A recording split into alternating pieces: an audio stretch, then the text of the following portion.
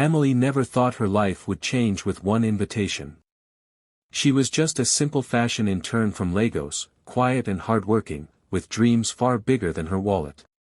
When her best friend got invited to a billionaire's private summer cruise in the Seychelles, she begged Amelie to come along. Amelie hesitated but finally said yes, not knowing that this trip would rewrite her story forever. The yacht was like a floating palace, gold lights, expensive champagne, people dressed in brands she'd only seen in magazines. Everyone there spoke about money, deals, and fame as if it were normal. Amelie stood out, her thrifted floral dress and borrowed heels no match for the glittering crowd. She tried to stay in the background, holding her friend's drink and pretending to be invisible. But then, out of nowhere, she saw him, Kweku, her ex. The same man who once said she wasn't polished enough for his world.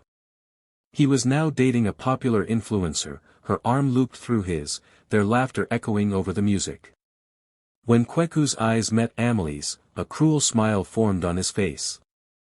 He looked her up and down like she was a joke waiting to be told. In that moment, Amelie felt every pair of eyes on her, and her heart sank. She wanted to disappear, but deep down, something told her to stay. She didn't know it yet, but this night, the night meant to humiliate her, was about to make her unforgettable. The music was loud, and laughter floated across the yacht like waves of perfume and champagne. Amelie tried to keep to herself, pretending to enjoy the view, when Kweku suddenly decided to put on a show. He was surrounded by a group of rich guests, all half-drunk and looking for entertainment. When his eyes landed on Amelie, that familiar smirk appeared again. "Look who's here," he said loudly, raising his glass. The village girl who once cried because she couldn't afford a birthday cake. His voice was full of mockery, and his friends burst out laughing. Amelie froze. She could feel her heart pounding in her chest. She wanted to say something, but the words stuck in her throat. Kweku wasn't done. "Tell me, Amelie," he continued, "did you sneak on this yacht to serve drinks or clean the deck? Because you surely don't belong with us." Laughter exploded around her. Some guests even pulled out their phones, recording her humiliation like it was some kind of entertainment. The influencer beside Kweku laughed the loudest, whispering something cruel that made the group roar even more. Amelie felt her face heat up, her eyes stinging. For a second, it felt like her whole world was collapsing in front of strangers who didn't even know her name. But instead of running or crying, she stood tall. She looked straight at Kweku, her voice calm and steady, and said softly, "You've made your choice, and it's going to cost you everything tonight." Everyone around her went quiet for a moment. They didn't understand what she meant, and neither did Kweku. He just scoffed, thinking she was trying to save face. But up on the upper deck, someone had been watching. Mr. Jabari Mensah, the billionaire who owned the yacht, had seen the entire thing. He leaned against the railing, eyes focused on Amelie. There was something about her calmness, her quiet strength, that caught his attention. Most people would have broken down, but she didn't. She simply stood there, her dignity shining through the cruelty. Amelie turned away from the laughter, walking to the far end of the deck where the sea met the stars. She could still hear the music and chatter behind her, but she tried to focus on the waves instead. Her hands trembled, but her face stayed composed. She didn't know anyone had noticed her courage. She didn't know that the most powerful man on that yacht was watching her, impressed. From that moment, the night began to change. The same laughter that tried to crush her was about to set something much bigger in motion. Because sometimes, the world only starts paying attention when you refuse to break, and Amelie, the girl they called Village, was about to become the most unforgettable name of the night. Jabari Mensah was not the kind of man who got impressed easily. At only 35, he was already one of Africa's youngest billionaires. People called him mysterious because he spoke little, smiled rarely, and never wasted time on shallow conversations or showy parties. He preferred quiet power over loud attention. Tonight's cruise was just another business event for him, a place to keep appearances. But as the laughter and music filled the air, something or rather, someone, pulled his attention away from the crowd. From the upper deck, he had seen everything. The way that young woman in the thrifted dress stood tall while everyone mocked her. The way her eyes burned, not with anger, but with pride. She didn't shout. She didn't cry. She just faced her humiliation with quiet grace. That kind of strength was rare, and Jabari felt something stir inside him, something he hadn't felt in a long time. He watched as Amelie walked away from the crowd, her shoulders straight even though he could tell she was hurt. She went to the far edge of the yacht, where the music faded and the ocean whispered. The moonlight reflected on her face, soft and calm, and Jabari found himself walking toward her before he even realized it. When he reached her, she didn't turn immediately. She was staring out into the dark sea, lost in thought. "You don't belong with people who laugh at pain," Jabari said quietly, his deep voice cutting through the sound of the waves. Amelie turned her head slowly, a little startled, then met his eyes. For a moment, neither spoke. The world around them seemed to disappear, the music, the laughter, even the movement of the yacht. It was as if the night itself was holding its breath. "Neither do you," she said softly. Her voice was gentle but sure, and those 3 words made Jabari smile for the first time that night. No one ever spoke to him like that. People usually tried to impress him, flatter him, or fear him. But this woman, in her simple dress and borrowed shoes, looked straight into his eyes without pretending. He noticed the faint tremble in her hands and how quickly she tried to hide it. She was strong, yes, but he could see the pain underneath. Jabari admired that she didn't hide her emotions behind a fake smile like so many others did. "What's your name?" he asked. "Amelie," she replied, her voice steady now. "Amelie," he repeated, as if testing how it felt to say her name. "It means beautiful, doesn't it?" She nodded. "Beautiful," he murmured again, not about her looks but her spirit. For the rest of the night, Jabari couldn't stop thinking about her.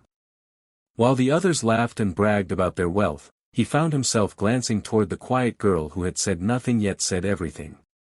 He didn't know it yet, but something powerful had begun on that deck, a connection that would soon turn the world's attention toward them both. The party was loud and bright, a world built on quick drinks and quieter deals, when Kweku chose to turn cruelty into performance. He had been preening all evening, tossing jokes and checking who clapped the loudest, and when he saw Amelie he decided to make her the night's entertainment. Without warning he tipped a bottle of champagne over her head, cold spray soaking the thrifted dress she had worn with stubborn pride. The bubbles ran down her face, the music swallowed the sound of the splash, and people laughed as if they had pressed play on a cruel show. "Here's your luxury, village girl," he shouted, voice high with triumph, and hands reached for phones to record the moment like a trophy. Amelie stood there for a second, water sliding off her hair, every eye on her, and something inside her tightened. She could have run. She could have screamed. Instead she kept her balance, wiped the foam from her eyes with a steady hand, and did not beg for mercy. That small refusal to break was the first crack in Kweku's performance. Then the mood shifted. Heavy footsteps came down the stairs and the crowd's laughter lost its rhythm. Jabari Mensah walked toward them with a quiet that felt like pressure. He did not shout. He did not launch some grand speech. He simply took off his jacket and wrapped it around Amelie's shoulders as if it were the most natural thing in the world. His voice, low and sharp, cut through the chatter when he said, "Touch her again, and you will never step foot on any yacht owned by me or anyone in this business again." The music stopped as if someone had turned a dial, and for a moment the night held its breath. Kweku's smirk faltered and the influencer who had laughed the loudest looked suddenly very small. Phones were lowered, smiles gone, the same crowd that had roared now quiet and unsure. Jabari stood steady between Amelie and the people who had mocked her, not boasting but making a line everyone understood. To Amelie the jacket was more than cloth. It was an answer to humiliation, a public refusal to let her be erased by other people's cruelty. For the first time that evening the cameras did not capture her shame, they captured someone stopping shame in its tracks. When the music timidly tried to rise again, people moved away from the confrontation.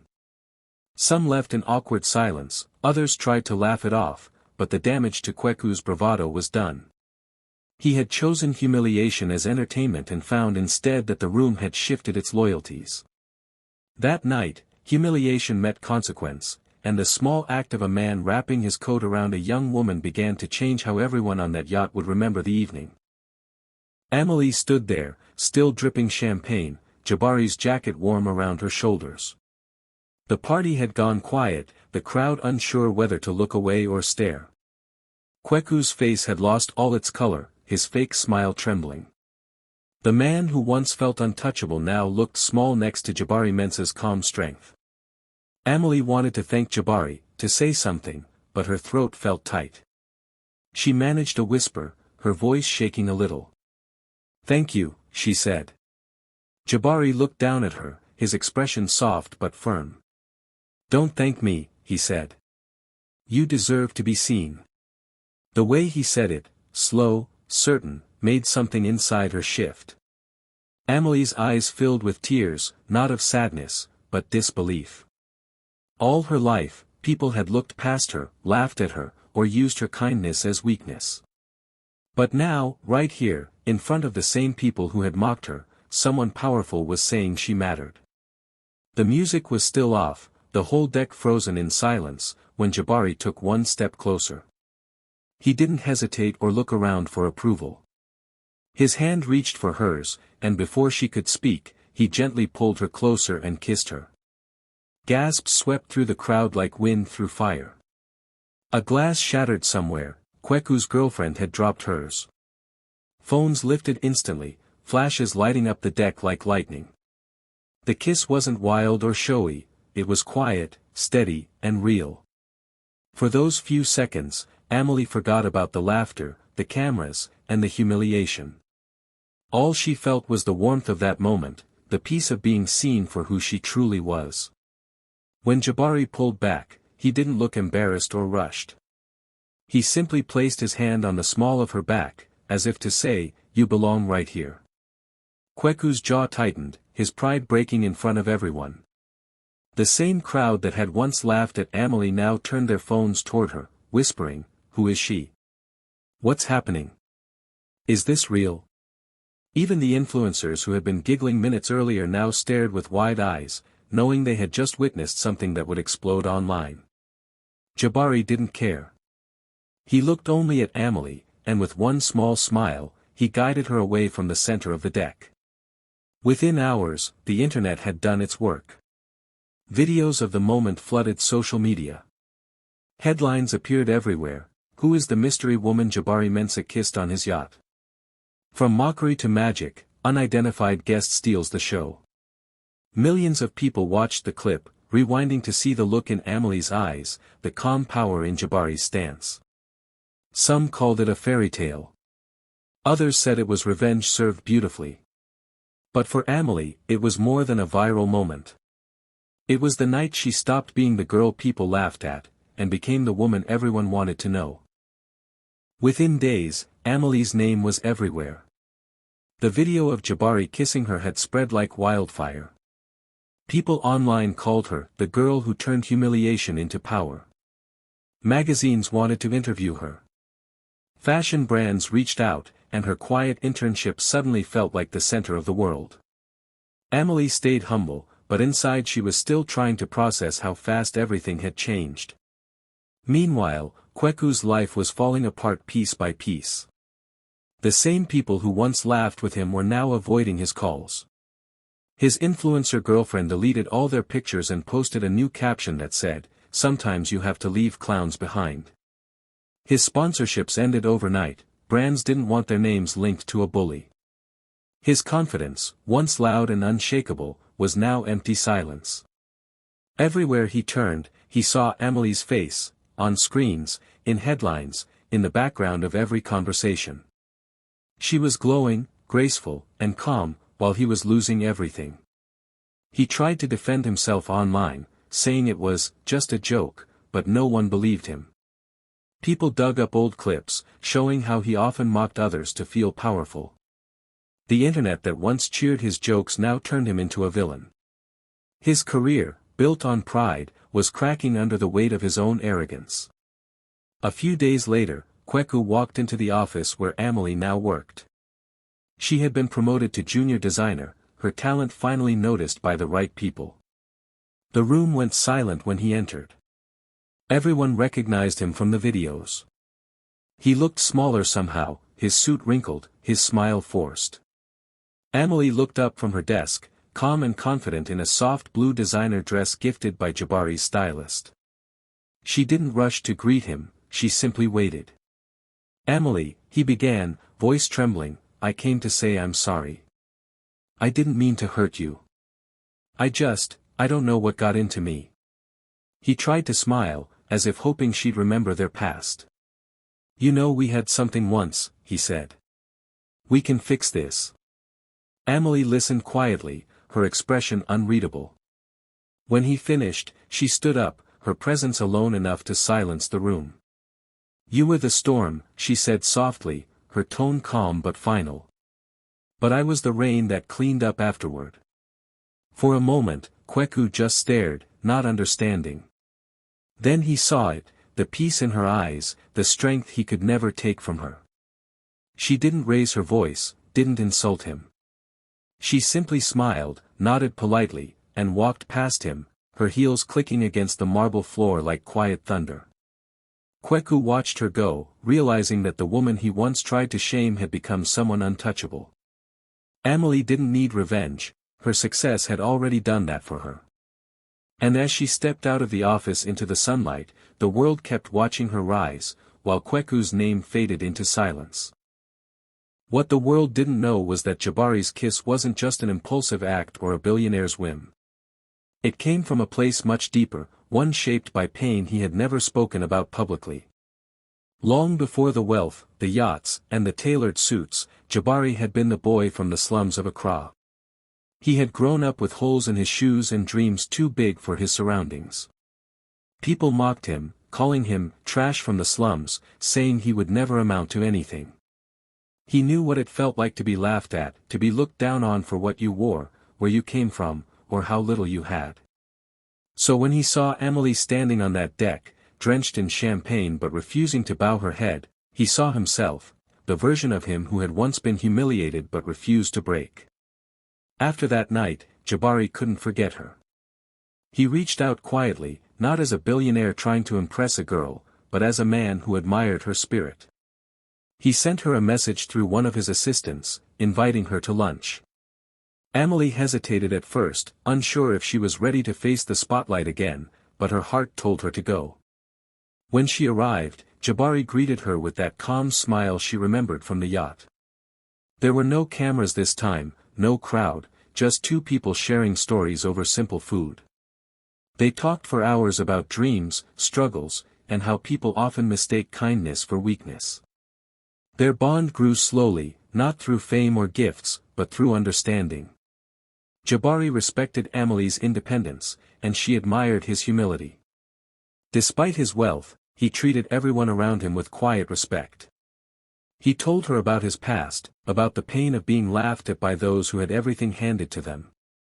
Amelie listened, her heart softening even more. "So that's why you helped me," she said one evening, and Jabari nodded. "I didn't help you," he replied. "I just made sure the world saw what I already saw." In time, Jabari encouraged Amelie to chase her dream of designing clothes. He introduced her to mentors, helped her find investors, and stood by her side, but never tried to take the spotlight. Amelie worked day and night, pouring her soul into every sketch and fabric. When her first collection was ready, she named it Resilience. The line told stories through fashion, of women who had been mocked, underestimated, or forgotten, yet found their strength again. At the launch event, Jabari watched from the crowd, his face filled with quiet pride. Amelie stood on stage, wearing one of her own designs, glowing with confidence. The cameras flashed, but this time she wasn't just a headline, she was a symbol of what happens when dignity meets opportunity. Jabari smiled to himself, knowing that sometimes love doesn't need grand gestures. Sometimes it's enough to see someone for who they really are, and give them the space to shine. Months later, the biggest charity gala in Accra shimmered with lights, laughter, and luxury. The city's richest and most powerful had gathered, dressed in designer gowns and tuxedos. But when Amelie stepped into the hall, everything seemed to stop. Conversations faded, heads turned, and cameras clicked in rapid flashes. She wasn't the shy intern in a thrifted dress anymore. She was now a celebrated fashion designer, walking confidently in a breathtaking gown from her own collection. Every stitch, every fold of fabric told her story, strength, grace, and triumph. Beside her stood Jabari Mensah, calm and proud, his hand resting lightly on her back as they made their way through the glittering crowd. Reporters rushed toward them, microphones ready, voices overlapping. "Amelie. Over here. Tell us how it feels to go from an intern to a star designer." She smiled, her face glowing under the chandelier lights. Across the room, hidden near the back, Kweku watched silently. Once the center of every party, he was now just another forgotten guest. The same woman he had mocked, humiliated, and called nothing was now the reason every camera flashed. His chest tightened as he saw how effortlessly she carried herself, how everyone wanted to hear her speak. When a reporter asked what inspired her success, Amelie paused, looked around the room, and smiled softly. "Sometimes," she said, her voice clear and calm, "being mocked is just the first step toward being noticed by the right person." The crowd broke into applause. Jabari looked at her with quiet pride, and Kweku lowered his gaze, realizing too late what he had thrown away. The moment was perfect, graceful, powerful, and unforgettable. The girl once humiliated on a yacht had just turned her pain into the most elegant revenge of all.